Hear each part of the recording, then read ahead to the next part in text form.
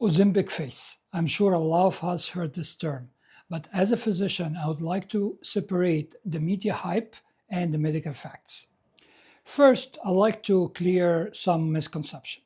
Ozempic Face is not a medical term. It's not a medical diagnosis. If you lose significant amount of weight, whether it's due to Ozempic, Mounjaro, another GLP-1, or bariatric surgery, or strict diet and exercise, any reason, the result is going to be the same. When you start losing weight, your body doesn't really differentiate between the fat that you want to lose and the fat that you want to keep. It doesn't differentiate between the fat around your visceral organs, around your waist, or the fat in your fat pads in the face, which you probably like them. Why would you like the fat in the face? Because think of the fat in the face as the scaffold that keep the tint up, which is your face. When we age, we naturally lose fat, collagen, elastin, and when you take GLP-1 medication, you're probably going to drop the weight really fast, especially if the dose was not carefully adjusted. So this rapid loss of fat and weight is going to make your face looks older and empty.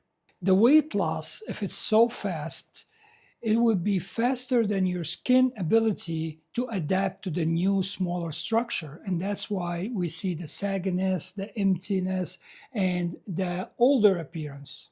The question is, does this happen to everyone? I mean, the Ozempic face? The answer is no.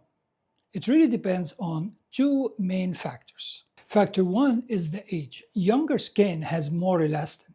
So if a 25 years old person loses 40, 50 pounds in short time, it's a big chance that their skin is going to snap back immediately.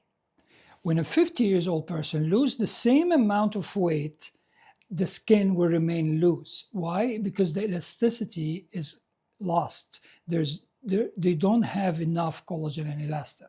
Number two is the pace of the weight loss. The faster you drop the weight, the less time your face or your body in general has to adapt to the new, smaller structure.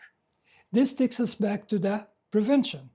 If your current dose of the GLP-1 medicine is helping you to lose weight, you don't need to increase the dose. Take your time and give your body a time to adapt to the new weight. Nutrition also is a very important factor. You have to prioritize protein intake and hydration.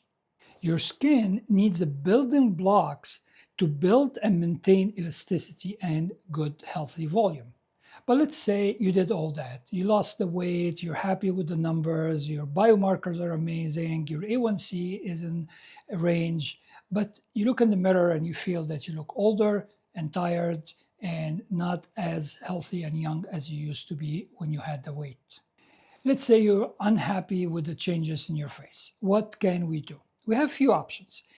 Option one, for mild to moderate volume loss in the face, I strongly recommend biostimulants like Sculptra and Radiesse because they will provide you with subtle yet significant volume restoration. They work again like the scaffold that we talked about when we talked about the fat. So it will replace the volume. Option two, if the problem is due to loose skin rather than emptiness or sagginess, if it's just the loose skin, then we can do something like microneedling RF devices. Those devices will provide heat in the deep skin layers that makes it contract and get tight again. Option three, for severe volume loss, often people who lost more than 100 pounds, then maybe non-invasive treatment options may not be enough. So we then can pursue surgical treatment options like facelift or neck lift. But here is the most important takeaway. Do not let the fear of Ozempic face prevent you from benefiting from weight loss. The health benefits of weight loss, like preventing diabetes, preventing heart attack or strokes, way outweigh the risk of Ozempic face. This thing, we know how to fix it. I'm Dr. Saad. Thanks for watching.